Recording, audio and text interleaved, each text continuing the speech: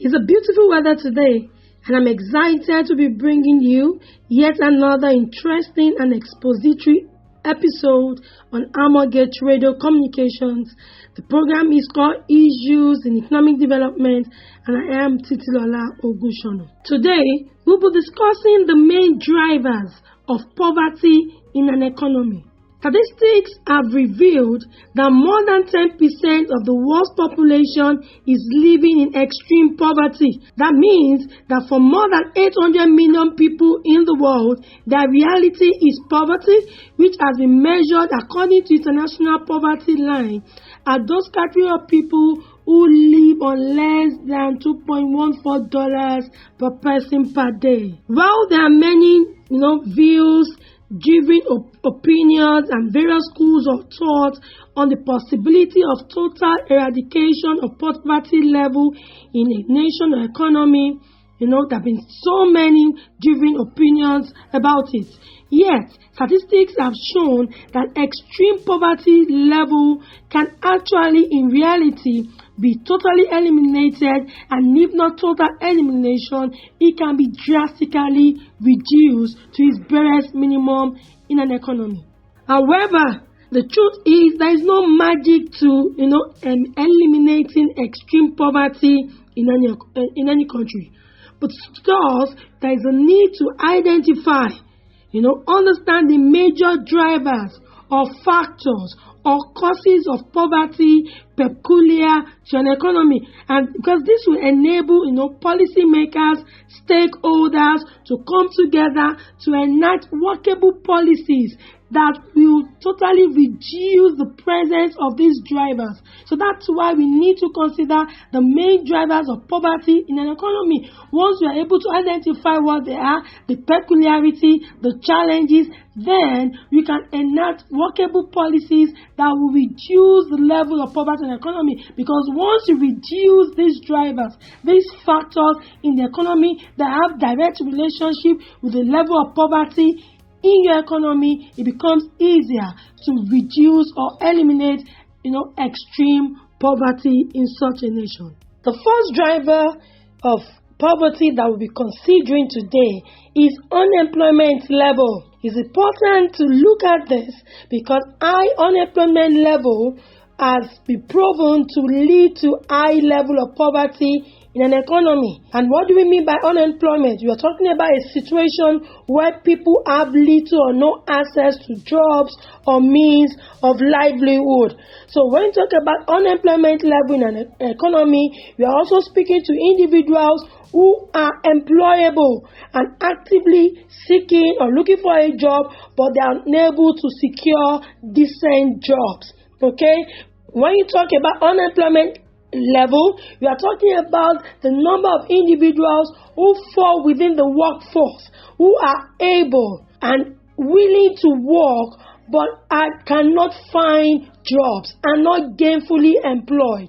And in economics, we say that this unemployment rate is important to consider. Every government will want to reduce the rate of unemployment because it's going to affect the level of economic growth and eventually economic development in an economy. If the unemployment rate is high, if we have high level of unemployment in an economy, it means that the ability to save of your people would be hindered, because someone who does not have a job is not likely to be able to save. You cannot even afford your basic needs, let alone save. And once unemployment level is high, it's going to reduce the capacity of the country to save. And when we cannot save, it's going to affect the level of capital stock, accumulation of capital in the economy. And once that is affected, it's going to affect the level of investment in such a nation, because it's expected that the savings that go into the banks becomes the basis of credit creation that will be given out to those in the productive sector. And those in the productive sector are the manufacturers, other sectors that will get the money and pour into productive activities.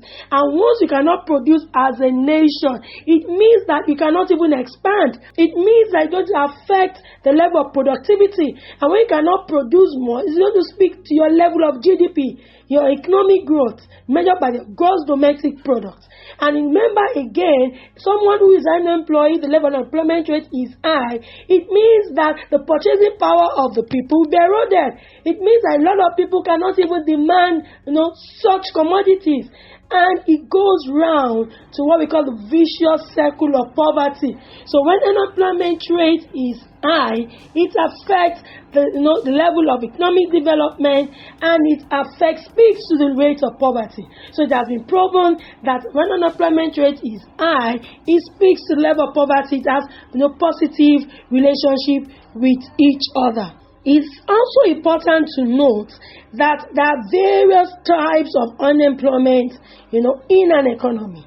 So, research has also proven that we always have a threshold. That means it's not possible to have 100% employment level.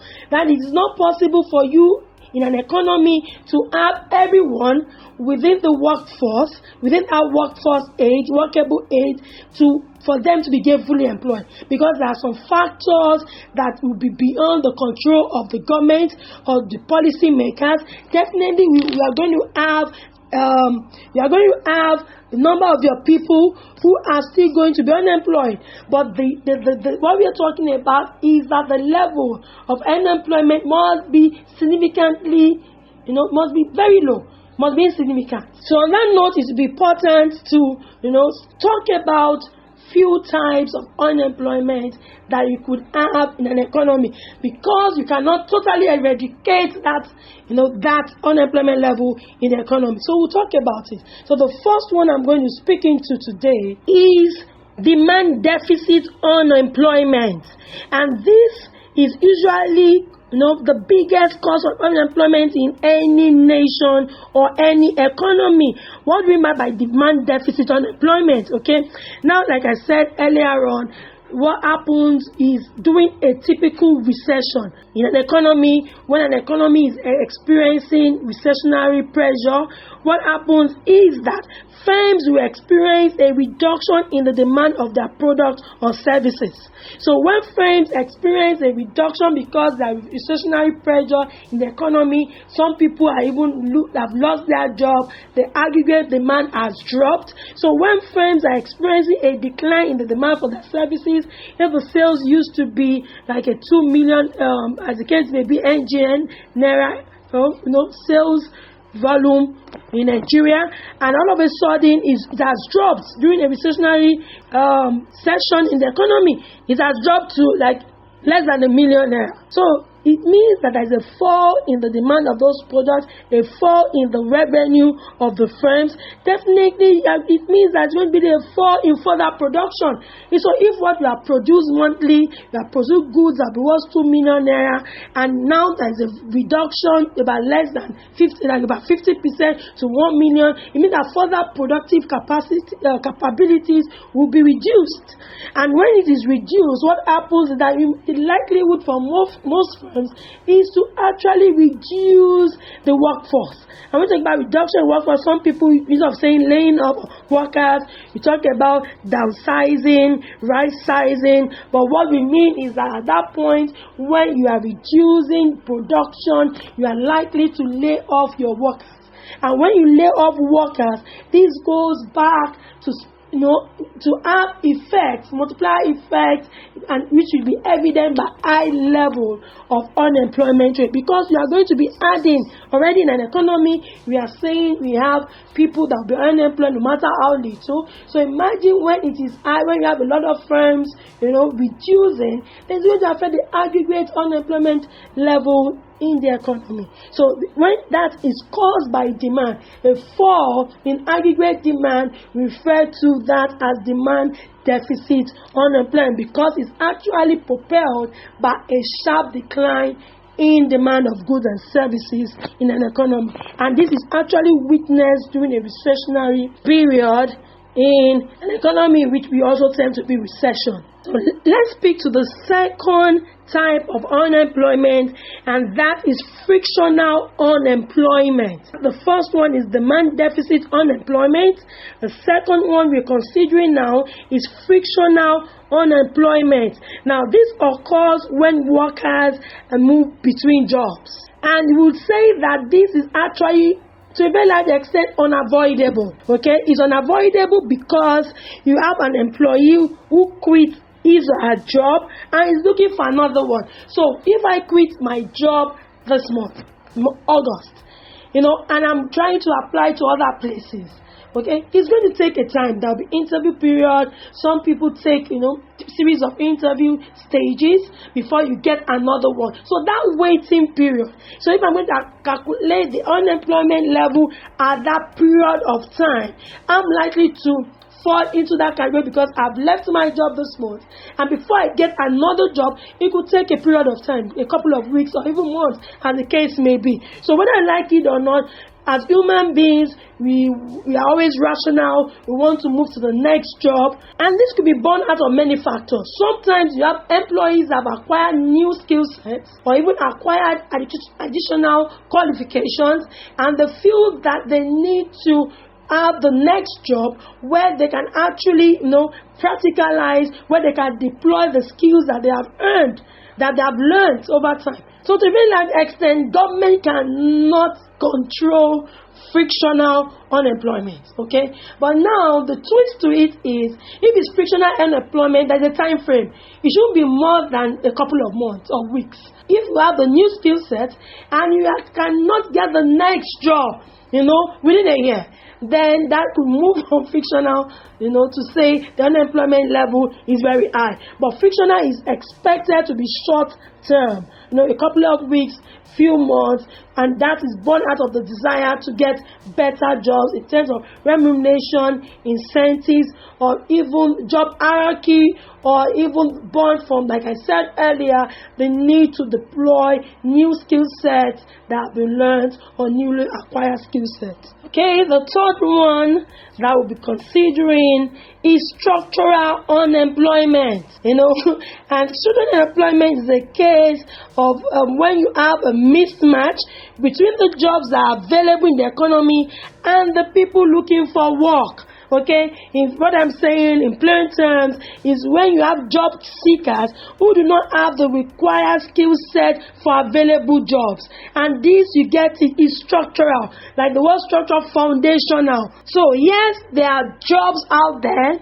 Yes, you have people that are willing and able to work. The jobs are here, the people are there, but there is a mismatch because the skills set required for the available jobs in the economy, the people, the citizens do not have those required skill sets to function effectively. That's why you see that in developing nations, sometimes you bring expatriates to fill up those roles, and you have your people saying there are no jobs. So it means that the people, they are not employable, because if we do not have those skill set needed, it means that you're not employable. You could have all of the degree, have some other skill set, but if you don't have the required skill set to function effectively, then there's a problem. Now, and if you look at it, what usually happens as we talk about the meeting of the town and the gown, that is the schools that we have, the tertiary institutions. Okay, you know what we talk about in an Armageddon, that we have the 21st century careers for the 21st century. There are some job roles, whether you like it or not, that will go obsolete. There are some skill sets that we need. 2 decades ago, we did not have the need for a social media manager. Okay, yeah, you do not see the MDs of banks going to social media pages to communicate to their people, to their clients. You will not see that. So there are some skill sets needed in 21st century. Like I said, a meeting of the town and gown. We expect that these skill sets are needed in the workplace. There should be a need to revise our curriculum. There should be a meeting of the town and gown so that these skill sets are acquired while still in the tertiary institution, so that the jobs there, when those young school leavers that will fall into the workforce are out there, immediately after they are through with school, they can fit into the workplace. And that speaks to policy formulation, that speaks to reviewing existing policies, that speaks to, even evaluating the skill sets of those in tertiary institutions taking the students. So it speaks to a lot of factors. So structural unemployment speaks to basic structures. It's very deep. And research has shown that those that are mostly affected are the manufacturing industries, okay? Because, so a decade ago, they were doing a lot with manual operations, but you realize that the manual operations later were replaced with automated processes. So some roles that were done manually now are automated, and those who do not have the IT skills and who have not taken upon themselves to discover new skills will be out of jobs, whether I like it or not. And the truth is, AI has also come, okay? We have the use of robotics. Things are changing. So we need to, be deliberate about equipping the teaming, the young people coming into that space of workforce with equipping them with the required skill set. Otherwise, you would have high level of structural unemployment level in an economy. And that definitely will speak to the level of poverty in such a nation. So let's consider the fourth one that I could have is voluntary unemployment. Now, whether I like it or not, the government has no control over this. This is when an employable person decides not to work, or when someone already in the workspace, the workforce, decides to quit his or her job voluntarily, okay, and it could be based on personal reasons, okay, it could be based on health grounds, there could be health challenges that will allow an employee quit or not allow an employee take up a job. It could even be based on pure remuneration.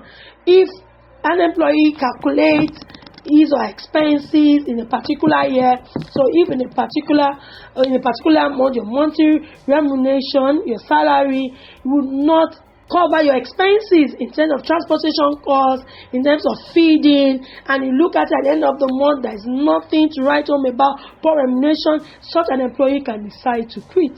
And when that employee leaves, he or she falls into the level of unemployment in the economy. So you are going to calculate unemployment, you are calculating the voluntary unemployment. And it could even be because of poor working conditions. Some people, it's not about the pay, it's about the culture, the safety of the workspace. So if they feel the place is unsafe, they feel it's going to affect their mental balance, you have such people leaving their paid employment. So they will fall into voluntary unemployment. Like I said, to a very large extent, it's voluntary. They don't want to work. That's why we said that the level of unemployment in an economy is not likely, to be 0.00000. Okay, because some people might decide still not to work, and it falls under voluntary unemployment. And the last type of unemployment I'll be considering on today's episode is seasonal unemployment. This is a situation where there is limited or no need for a specific type of work, during a certain time of the year. In other words, there are some jobs that some people cannot find within a certain time of the year. Yes, it's seasonal. The job opportunities will come according to the seasons of the year. Well, let's look at a good example. The farmers, agricultural workers, okay? Most times in the planting season, the jobs are there. During the harvesting time, the jobs are also there. But what happens during the growing season? Yes, you are planted, you are waiting for the crops to grow, for you to harvest. You're not likely to need the number of people you employ while planting at the growing stage. So definitely you are going to have some farm workers, agricultural workers, you're going to have some farmers out of jobs at that point in time. Okay, so that is seasonal unemployment, and they'll be out of it. Sometimes it could take months, and that will speak to the unemployment level in such an economy. And don't forget that your unemployment level, I've said, has a positive relationship with the level of poverty. That's why I said is one of the main drivers that would influence driving poverty. So if the unemployment level is high, you are likely to be driving up your rate of poverty, your level of poverty in such an economy, and that will speak to the standard of living of your people. It will speak to the level of development that will be prevalent in such an economy. Thank you so much if you're just joining us. Today we are speaking to the main drivers of poverty in an economy. And the first driver we have spoken to so far is unemployment level in a nation. And we have mentioned what it means when we talk about unemployment, defined it. We have spoken to the types of unemployment that you could see in an economy. We mentioned demand deficit unemployment, frictional unemployment, structural unemployment, voluntary unemployment, which we said that the government has no control over. Okay, when an employee voluntarily quits his or her job. We also mentioned seasonal unemployment. So now we'll be defining unemployment rate, and that is the percentage of people who fall within the workforce but they are unemployed. They fall within the workforce, they are able and willing to work, but they are not gainfully employed. Okay, and the way is measured is that you look at the number of unemployed people in an economy, in a nation, divided by the total workforce times 100. Unemployment rate is expressed in percentages. I have mentioned that high level of unemployment rate in an economy will reduce the productive capacity of that economy, and this will lead to low GDP, increase the level of poverty, and the vicious cycle of poverty goes round. So let's look at statistics around the globe to consider the level of unemployment, in some economies, and look at the poverty level in such economy to decide and see if indeed, if unemployment rate has direct relationship with poverty. So let's look at if the rate of unemployment in such countries, would attract high level of poverty rate, in the countries or in the economy. So let's look at the highest unemployment rate, as at 2022. So I have 5 countries with the highest level of unemployment rate from the statistics that was gathered for the year 2022. At the highest country with the highest unemployment rate is South Africa. The unemployment rate was about 29.8%. South Africa at 2022, and the poverty level, according to the National Upper Poverty Line, the poverty level, and we're looking at when the international poverty line was $1.90. Okay, not now when it's 2.14. When it was 1.90, the poverty rate in South Africa using the National Upper Poverty Line was 50%. Okay, so let's look at that. 29.8% employment rate, and look at about 50% poverty rate in South Africa.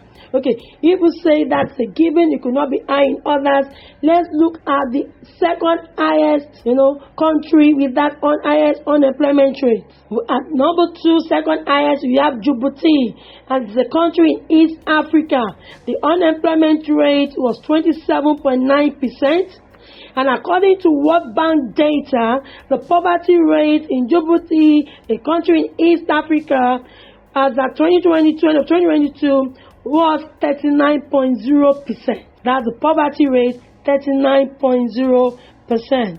At number we have West Bank and Gaza. Okay, 25.7% unemployment rate. And Gaza at a 64% poverty rate, and the West Bank 12% poverty rate. Let's look at the fourth on the list. Eswatini, 24.4% unemployment rate. And for the poverty rate, about 59% poverty rate. And it's important to note that for Eswatini is predominantly rural. We have 25% of the people living in urban areas. That's 24.4% for Eswatini, and for poverty rate 59%. So let's look at the fifth, Democratic Republic of Congo, the DRC. The unemployment rate in 2022 was 21.8%, and their starting figures that they have 73% of their people, living in extreme poverty, and that when captured. Democratic Republic of Congo. So you see what we have said, that once you do not look at that driver of poverty, unemployment rate, is going to have multiplier effect, not even the same effect. We have 29.8% for South Africa. You'd assume that the poverty level should be about 30%. No, 50%. That is kind of effect it will have. So unemployment rate, from statistics, you can see that you have empirical evidence to show that high unemployment rate would lead to high level of poverty. So are there countries in the world with very low unemployment rate the same year under review? Oh yes. So let's consider some countries with the lowest unemployment rate within the survey conducted in 2022. Okay, we have the first one, the lowest that was seen is Qatar. The unemployment rate in 2022 was 0.1%. The second, Cambodia, we have it at 0.4%. We have Niger, 0.5%. We have Thailand at 0.9%. And we have Burundi at about 1.0%.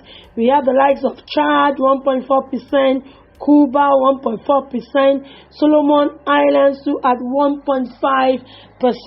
Another interesting statistics I want us to consider is that, people say that unemployment rate should be negligible, it should be low, because when you speak the level of poverty. Now, we also have countries with very, large economies. We're talking about the world's largest economies. When you're talking about in terms of production, has been measured by the gross domestic product. So let's look at the world economy that are doing so much in terms of production of goods and services. Now, you would expect that the unemployment rate should also be low. Remember, I just mentioned countries with lowest unemployment rate. We have Qatar 0.1%. We have some, less than 1.0%.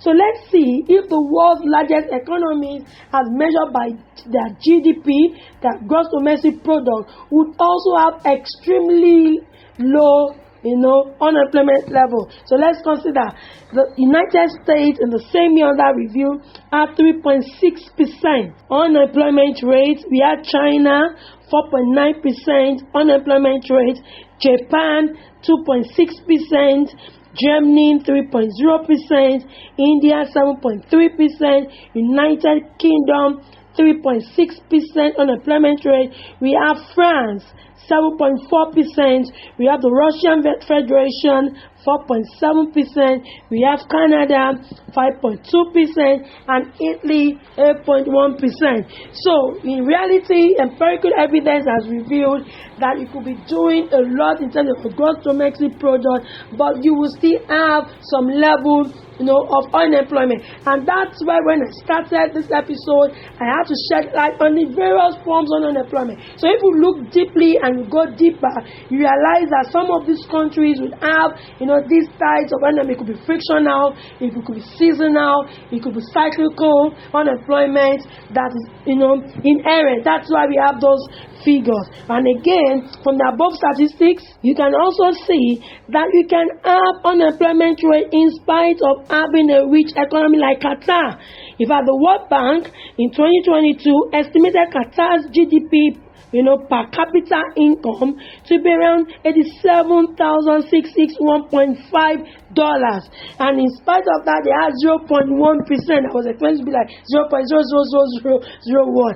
And now, and what is the reason? Since unemployment rate accounts only for active job seekers. And in Qatar, we have children from wealthy homes. And children from wealthy homes might decide, not to work. So they will definitely fall under this category of this unemployment, 0.1%.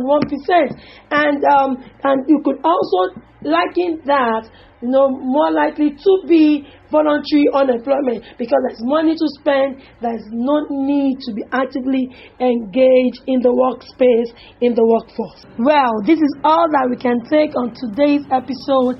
I hope that you've been able to learn one or two things from today's episode on unemployment as one of the main drivers of poverty in any nation or economy. And I would definitely not leave without dropping the quote from Ellen Willickson, which says, unemployment is bigger than a political party. It is a national danger and a national scandal. So every government will want to avoid this national danger and scandal. And please remember to join us on our programs that runs from Mondays to Fridays. They're very interesting, insightful, expository programs that I'm sure that we'll learn a lot from. If you have any question for us, feedback, comment, the mail is contact@thearmorgate.org. And to learn more about what we do at Armorgate, you can check us up on our website, www.thearmorgate.org. And the social media handles that are there. The LinkedIn, check us out, is Armorgate, Facebook, Armorgate, Instagram, Armorgate. Hope you join me same time, 5 p.m. WAT next Friday on Armorgate Radio Communications. I remain Titilola Ogunsona saying bye from here and have a great weekend.